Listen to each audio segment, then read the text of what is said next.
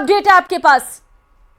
जी बिल्कुल, देखिए जयपुर एयरपोर्ट से जो फ्लाइटों का संचालन हो रहा था, यहाँ पर अगर देखा जाए तो सुबह से लेकर के अभी तक करीब 5 फ्लाइटों का जो संचालन है वो रद्द कर दिया गया था। और छठी जो फ्लाइट का संचालन है अभी अभी आप देख सकते हैं कि एक जो है तकनीकी कारणों से दिल्ली की फ्लाइट भी रद्द की गई। लेकिन जो खास तौर पर अगर हम बात करें जिन उड़ानों का प्रभाव इस ऑपरेशन सिंदूर से जुड़ा हुआ है, उसमें जयपुर से चंडीगढ़ जाने वाली 3 उड़ानें, एक जयपुर से हिंडन एयरपोर्ट जाने वाली उड़ान, जबकि जयपुर से जो अंतर्राष्ट्रीय एक उड़ान है जो मस्कट ओमान जाने वाली थी उसे रद्द किया गया है। जयपुर में अगर आप देखें तो बाकी जो उड़ानें हैं जो दूसरे हिस्सों में जानी है वहां का आवागमन अभी सामान्य रखा गया है। हालांकि एयरपोर्ट प्रशासन की ओर से लोगों को ये एडवाइजरी जारी की गई है कि वो जो एयरपोर्ट से लगातार अपनी उड़ानों को लेकर के ताज़ा अपडेट लेते रहें और उसके बाद में ही सफ़र करें। ख़ास तौर पर जयपुर के अलावा अगर हम किशनगढ़, जोधपुर और बीकानेर की बात करें तो वहाँ से तमाम उड़ानों का संचालन फिलहाल के लिए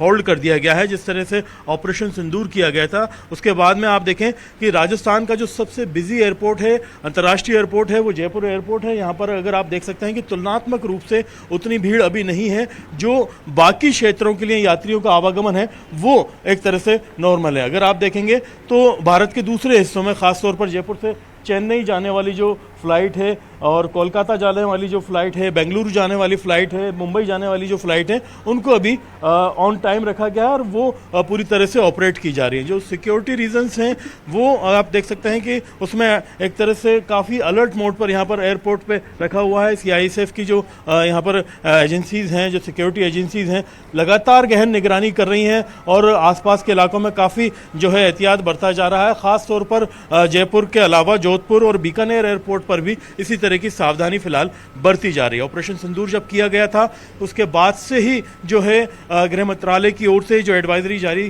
की गई थी। खास तौर पर कल जब आपने देखा होगा कि पूरे प्रदेश के अंदर, देश के अंदर मॉक ड्रिल्स कराए गए थे, तब भी लोगों को इस तरह के एहतियात बताए गए थे। फिलहाल जो उड़ानें हैं वो 5 प्रभावित हो चुकी हैं और उड़ानों को लेकर के अभी अपडेटेड रहने के लिए एयरपोर्ट प्रशासन ने फिलहाल कहा हुआ है। लेकिन दिल्ली की फ्लाइट क्या आगे भी कैंसिल रहने वाली है या ये फ्लाइट तकनीकी खामियों की वजह से इस वक्त रद्द की गई?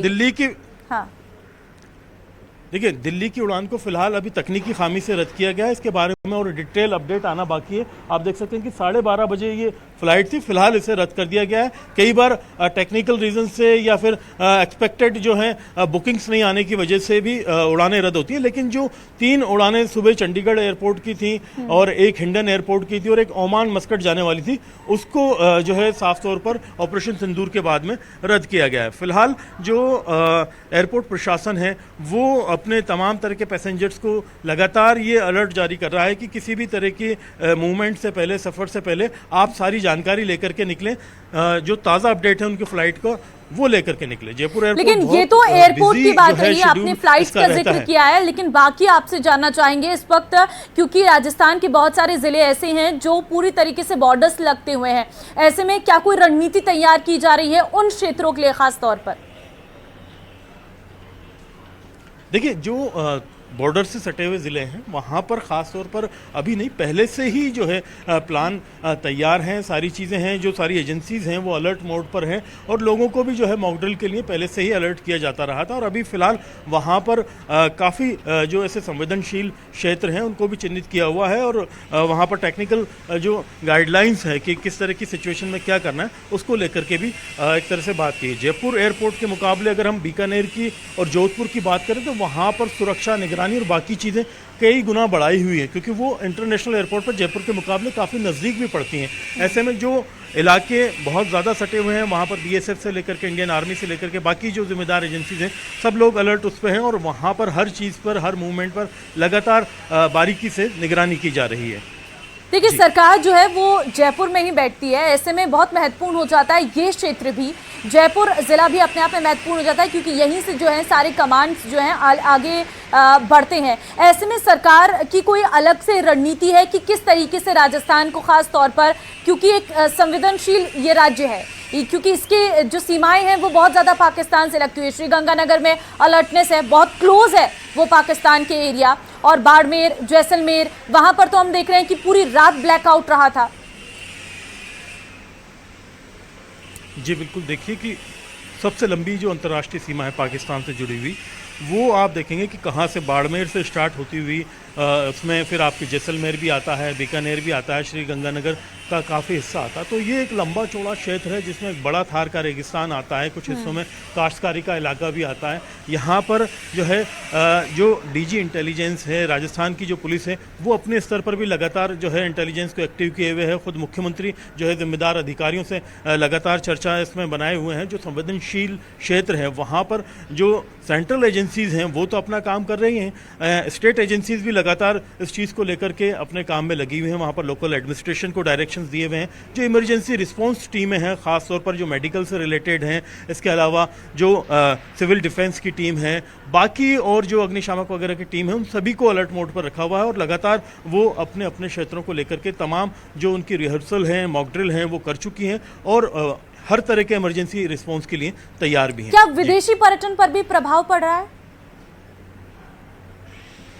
देखिए, कई देशों ने जो है अभी फिलहाल एडवाइजरी जारी की हुई है। कोई भी इस तरह का जो एयर रूट है जो पाकिस्तान से क्लोज पड़ता है, हालांकि पाकिस्तान जाने के लिए ज़्यादातर जो यूरोपियन और अमेरिकन देश हैं वो तो अपने लिए एडवाइजरी जारी कर ही चुके हैं, लेकिन उन एडवाइजरी का असर साइकोलॉजिकली जो विदेशी पर्यटक हैं उन पर भी पड़ता है कि वो ये सोच करके राजस्थान में इस वजह से उनका फ्लो डाउन हुआ है कि यहाँ पर जो सिचुएशन क्रिएट हुई है उससे किसी तरह का नुकसान नहीं हो। हालांकि टूरिज्म सीज़न की अगर हम बात करें तो पीक गर्मी का सीज़न सबसे बड़ा ऑफ सीज़न माना जाता है टूरिज्म के लिहाज से। इस टाइम पर वैसे ही बहुत कम पर्यटक होते हैं। ऐसे में दूसरा असर जो है कहीं ना कहीं इस टेंशन का भी लोगों के मूवमेंट पर पड़ता है, जिसमें जो खास तौर पर जो सरहदी राज्य हैं वहाँ पर ट्रेवल से लोग बाग थोड़ा बचते हैं। फिलहाल फ्लो को लेकर के कोई असेसमेंट तो नहीं आया क्योंकि अभी 2 दिन हुए हैं। कितने लोग आने थे, कितनी जो है फ्लाइट्स कैंसिल हुई है, बुकिंग्स कैंसिल हुई है, ऐसा अपडेट आने में अभी थोड़ा टाइम लगेगा जी। लेकिन हम देख रहे थे कि राज्य में एक ऑपरेशन भी चल रहा था अवैध बांग्लादेशियों को लेकर भी। क्या वो ऑपरेशन भी अभी विस्तार से चल रहा है? क्योंकि ऐसे बहुत सारे जासूस भी हैं जो कहीं ना कहीं हमारे देश की सुरक्षा के लिए खतरा है, और जैसलमेर से तो एक पकड़ा भी गया था। देखिए, ये पूरा जो सुरक्षा प्रोटोकॉल है वो पूरी तरह से जो है हाई अलर्ट मोड पे है।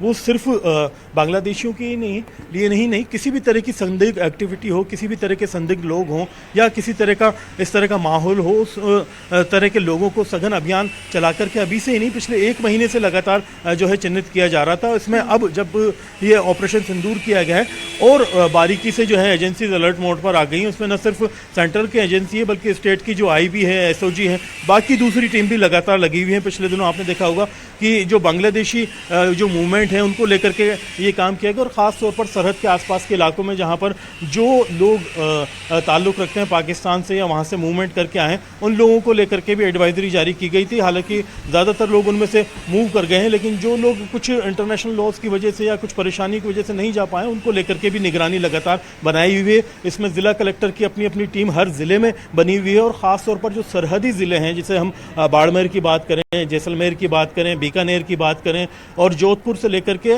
जो नज़दीकी ज़िले हैं अंतर्राष्ट्रीय बॉर्डर के, वहाँ के कलेक्टर इस चीज़ को लेकर के काफ़ी जो है बारीक मूवमेंट बनाए हुए हैं, जिसमें स्टेट इंटेलिजेंस जो है वो लगातार सर्च कर रही है और सारी चीज़ों का ऊपर निगाह बनाई हुई है और जो अभियान है उनके वो बारीकी से पहले से चलाए जा रहे थे, लेकिन अब उसके अंदर थोड़ी बहुत और तेज़ी लाई गई है। लेकिन आपसे ये भी जानना चाहेंगे कि क्या और फ्लाइट्स को कैंसिल किया जा सकता है? क्या कोई अथॉरिटी की तरफ से इसको लेकर अलर्टनेस दी गई है?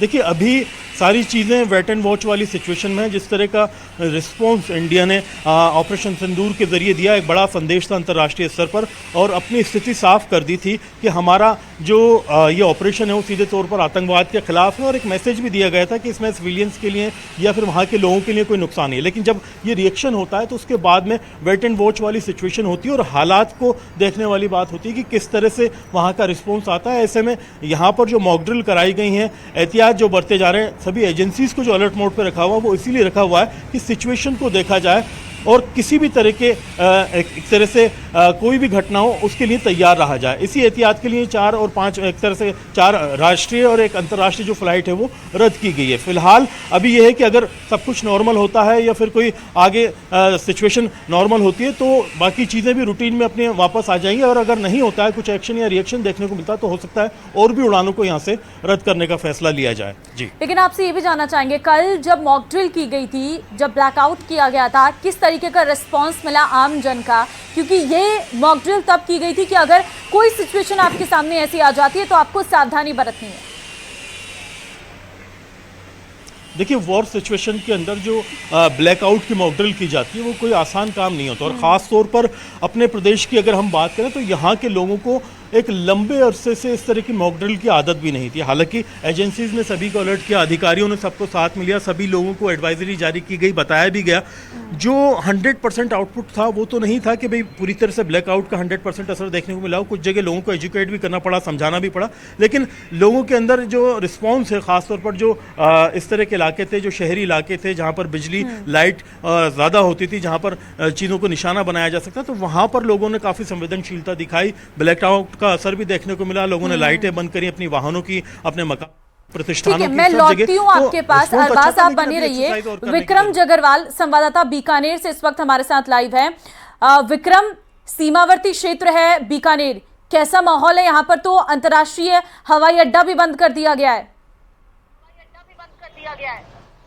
जी, निश्चित रूप से बीकानेर एक सीमावर्ती क्षेत्र है और यहाँ पर प्रशासन की तरफ से पूरी तरीके से यहाँ सतर्कता बढ़ती जा रही है। जब से ऑपरेशन सिंदूर हुआ है उसके बाद में जो गाइडलाइंस आई है उसके अकॉर्डिंग यहाँ पर भी कई सारे प्रबंध किए गए हैं, और जो नाल एयरपोर्ट है, क्योंकि ये बहुत महत्वपूर्ण एयरपोर्ट है, उसे भी अब बंद कर दिया गया है आम जन के लिए, और कई सारी व्यवस्थाएं की गई है। और इसके साथ साथ जो मॉक ड्रिल कल यहाँ पे की गई थी, पूरी सुरक्षा व्यवस्थाओं को जांचा गया था, और कल जो ब्लैकआउट यहाँ पे किया गया था तो उससे भी जो है अच्छा रिस्पांस यहाँ पे रहा है। करीब 80% लोगों ने जो है इसका पालना की है। कुछ लोग हैं हमारे साथ, उनसे बात कर लेते हैं किस तरीके से ये जो सुरक्षा व्यवस्थाएं और की गई है और उसको लेकर जो बातें।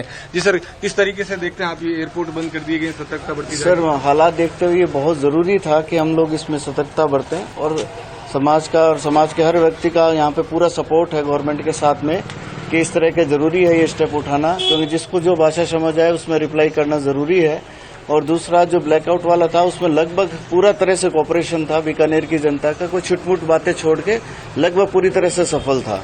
और ये बहुत जरूरी है ये अभ्यास करना, क्योंकि इसी से हमारा जान माल का आगे सुरक्षा, और सरकार की तरफ से जितनी कोशिश की जा रही है उसमें हम जितना सहयोग कर पाए उतना ही हमारी तरफ से ये जरूरी है। आपको क्या लग रहा है जो सरकार कर रही है, ये व्यवस्थाएं जो कर रही है आम जन के लिए, किस तरीके से देखते हैं? तो सीमावर्ती 22 अप्रैल को जो हमारे 26 भारतीयों की आतंकवादी संगठनों ने जान ली थी, तो प्रत्येक भारतीय के मन में आक्रोश था, और उसी की अनुपालना के अंदर हमारी भारतीय सेना ने पराक्रम, शौर्य और बहादुरी की मिसाल कायम करते हुए आतंकी संगठनों के जो केंद्र थे, मेन हेडक्वार्टर थे, उनको नेस्तनाबूद करने का कार्य किया है, जिसका हम तहे दिल से अभिनंदन करते हैं। क्योंकि सीमावर्ती क्षेत्र है सर, यहाँ पर काफी जो बीएसएफ के लिए और कई तरह की, देखिए विक्रम, पूरी तैयारियां हैं और जाहिर तौर पर लोगों के अंदर जो गुस्सा था उसे थोड़ा शांति जरूर मिली है। अरबाज और आपका दोनों का बहुत धन्यवाद।